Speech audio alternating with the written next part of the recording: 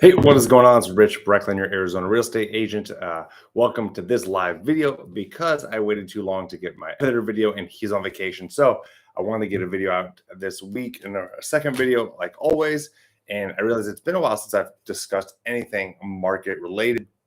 And I do want to look over something, especially as we came from that crazy seller's market, a year and a half, 2 years ago, really up until like March, April of 2022. Then we hit a strong buyer's market. And now it feels like we are not in that buyer's market any longer, despite what the media may be reporting. Now, I'm not sure if you saw this Goldman Sachs article. And if you want the link, I'll send it to you.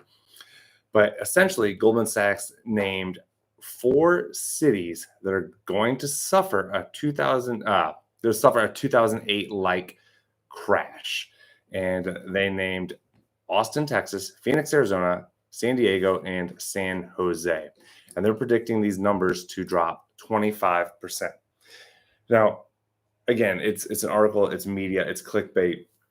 But as someone who is in this daily with my clients, my buyers, my sellers, I can tell you that is not what we're experiencing at all. Now, here in Phoenix Metro, 2008, I think we had a median peak of 265,000, and that caused that to fall to $106,000. So pretty crazy, drastic jump. Was that 60% fall? Now, we have had a reduction in pricing. So we've had around a 14% reduction in pricing. And a lot of that you have to look at, well, where is that reduction? Where is it coming from? And we have so many hedge funds, so many iBuyers, institution buyers here in Phoenix Metro. And I'm not saying they're solely responsible, but we have a lot of them who have dropped a lot of, came down a lot from their original list price.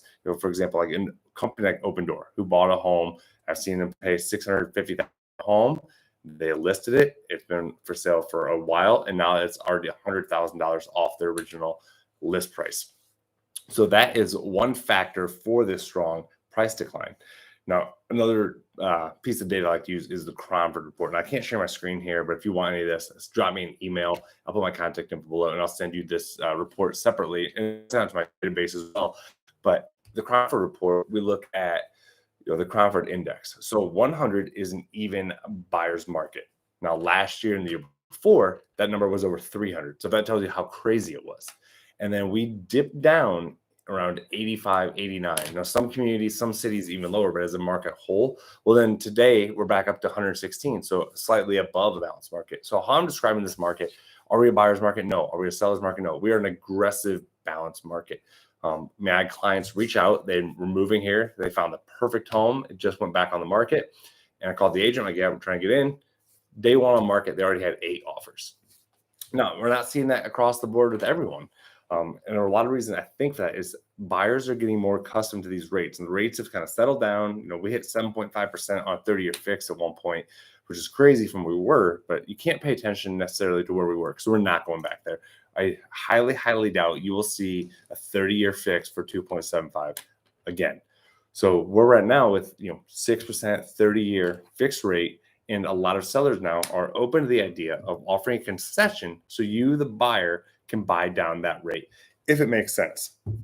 But one thing, and I'm going to touch on each of these points, I don't want to take up too much time here, but looking at where this market is, our inventory has dropped significantly. We're down 25% in inventory. So having that inventory pull back, the lack of what's out there for the buyer has really helped, because the buyer demand has pulled back from where it was. So it's keeping pricing from dropping more than it did initially when we get listed a few weeks ago. But the last quarter was a lot of new inventory since 2000. So yeah, the media may be saying all this data, but I don't know where they're getting the facts. Because here, what we're actually seeing, our homes are selling. But the difference is you can't just put a sign in the yard and home sells. It actually has to be marketed, priced right, and you can't be unreasonable. So buyers are still looking to buy. Now they're able to actually get into that home, as long as, again, depending on their situation. But it's not, it is not the buyer's market that everyone was thinking of, where I had people thinking they're going to write $100,000 off list price on a home that just hit the market, and then the home goes pending 3 days later for just a little under list. So you have to be realistic. You have to understand, are you buying a home just because, or do you want to buy? And that goes with any time of year. So you can't look at a home of that 1 year investment. I tell people, think about something you're going to stay in for several years. Have to play that factor. Why are you moving? If you're going to move, next year, maybe it doesn't make sense for you to buy it. Maybe you should look at renting. Another factor I like to look at piece of data is listing success rate. So if you list 100 homes, 60 sell, listing success rate is 60%. 2 years ago, a year ago, that number was around 90%, which was absurdly high.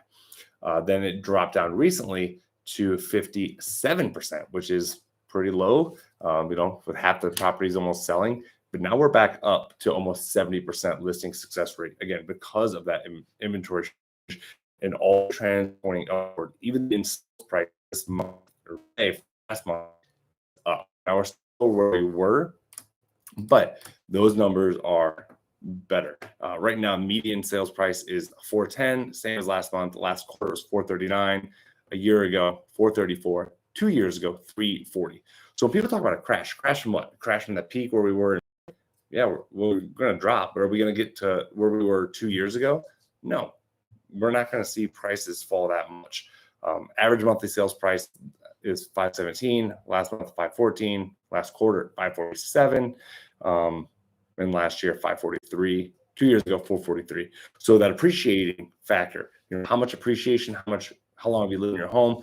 People who live in their home for at least 2 years are going to have substantial appreciation and equity today. If people bought in 2022, you're not going to have the same. So the numbers, the pendings under contract, the under contract back up compared to 5,000 last month. So we are seeing activity. There are rate buy downs. You don't have as much inventory. So if you're planning on depends on what your definition of a deal is, right?